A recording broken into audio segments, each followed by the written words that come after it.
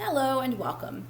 This is going to be a 200 word per minute literary dictation, Gaining a Leash on Life, Part 15. And we will begin now. Time to bare your underbelly. To rest undefended physically or emotionally in the presence of another is risky. However, not to rest in this fashion denies you the opportunity to experience the caring touch, both physically and emotionally, of another, and that denial is life deadening. Find that person or persons with whom you seek to develop increased intimacy, increase realness, and bare your underbelly. Tell them what you want. Tell them what you wish to experience in your relationship, and then ask them if they would respond in the way you desire.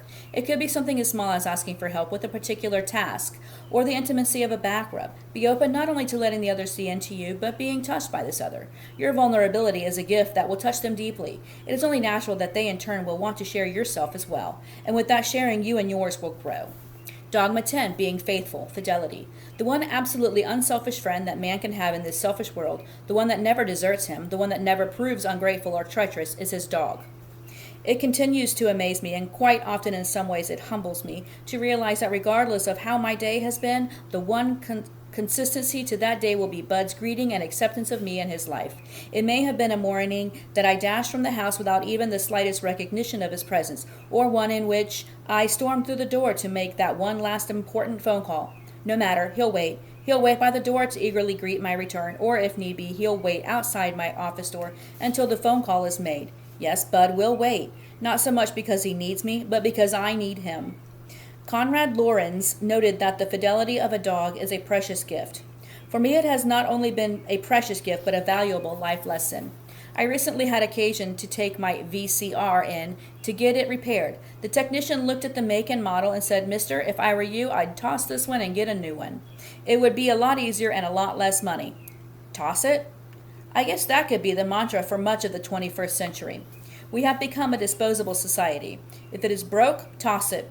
If it is simply out of style, too big, or the wrong color, replace it. If it is the one everyone has, then get it too, even if we have two others. And if it will take some work to maintain or develop, then why bother? Just get something or something else that is easier. This fickle, non-committed approach to life is sadly not restricted to our dealing with things. Pets given as gifts at Christmas all too often become the property of the streets by March. Public promises made to constituents or to stockholders last only as long as they serve the speaker. Vows exchanged at altars or life commitments made in private often have less shelf life than the cake used in the celebration. Sadly, we are becoming a society of the non-committed, the non-faithful. All too often, the only fidelity we exhibit is to the moment and to our pleasures. In a society that champions disposability, the fidelity exhibited by our four-legged friends may be more than a precious gift. It may be our saving grace, an invaluable life lesson. He is your friend, your partner, your defender, your dog. You are his life, his love, his leader. He will be yours, faithful and true to the last beat of his heart. You owe it to him to be worthy of such devotion. You owe it to him, to those you love, and to yourself to be more like him, faithful to your own true self and to those you love. A Buddhism, lessons in fidelity. To be loyal to your best convictions and faithful to that which you value, now that is a direction for your life. To be true and faithful to self and to the ideals you hold precious can be quite a challenge.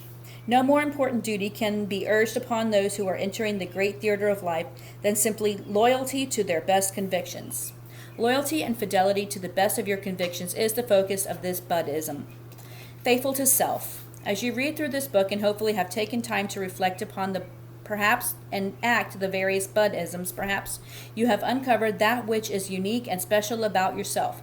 Perhaps you even have rekindled a number of buried dreams, visions, or desires about how to be and how you wish to live your life. Well, now is the time to commit. Commit to yourself to allow this new awareness and awakened sense of purpose guide your decisions. Be faithful to this authentic you. First, ask yourself what it is that you discovered that you wish you had done or continued to pursue. Write it down. Place a reminder in your calendar or on the refrigerator to do it. It is not too late, so do it now. What is it that you find yourself doing out of habit which really doesn't serve your authentic self? If it is not you, then surrender it. Faithful to life values. What do you value? Perhaps it is gentleness or honesty or respect. What is it in life that you hold dear, that you cherish? Is it the beauty of nature, the love of another, the freedom to choose? Make a list of those qualities and of those characteristics in life that you hold in esteem. Make a list of those qualities that you feel make life worth living. Now ask yourself, would others be able to identify these life values simply by observing how you choose to live your life? Do you sometimes find yourself a fickle lover of these values, sometimes faithful, sometimes not?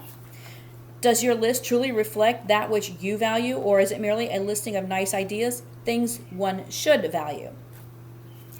Okay, that is the end of part 15. We will move into part 16 on the next video. See you there.